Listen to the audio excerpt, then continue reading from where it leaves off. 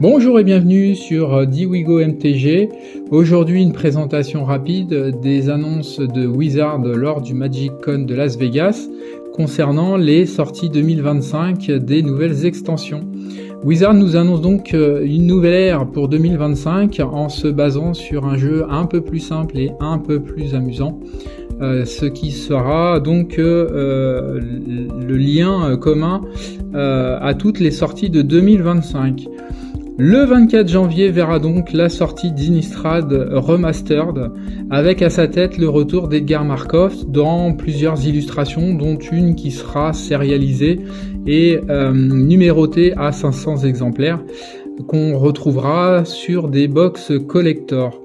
Le 14 février, on arrivera sur Aetherdrift, la première extension annoncée par Wizard comme étant la légale en standard. Aetherdrift qui sera probablement, vu son logo et son nom, une extension qui fera la part belle à des bolides sur des grands prix type Ghirapur, pourquoi pas. À voir ce que ça peut donner.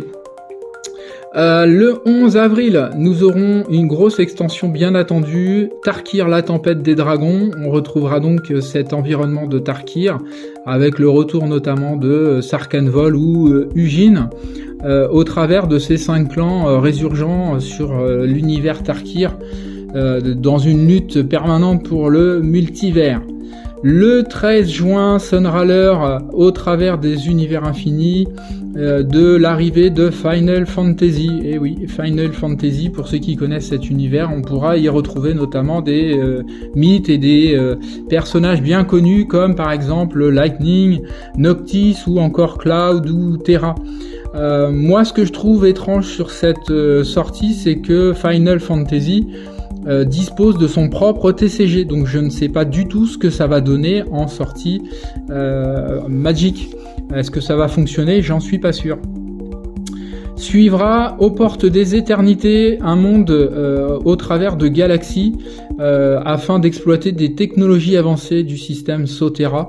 Là encore, je ne sais pas du tout ce que ça peut donner. Un milieu un petit peu technique, un petit peu technologique. À voir, je leur jette pas la pierre encore, on verra bien ce que ça donne. En fin d'année, une collaboration particulière avec Marvel qui va s'ouvrir avec le Marvel Super Drop, une série de drops secrétaires qui fera la part belle à 5 héros mythiques.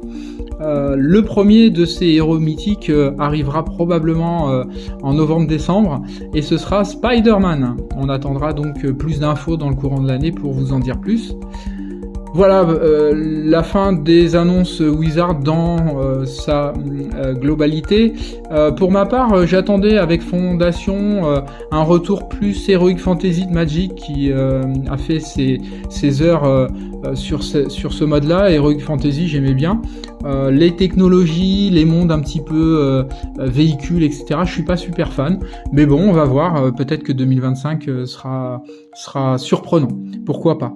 Voilà, donc c'est tout pour le calendrier annoncé par Wizard.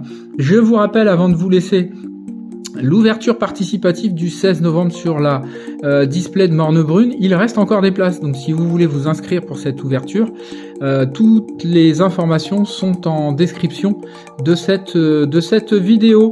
N'hésitez pas. Je vous remercie encore une fois d'être présent, de regarder et de participer.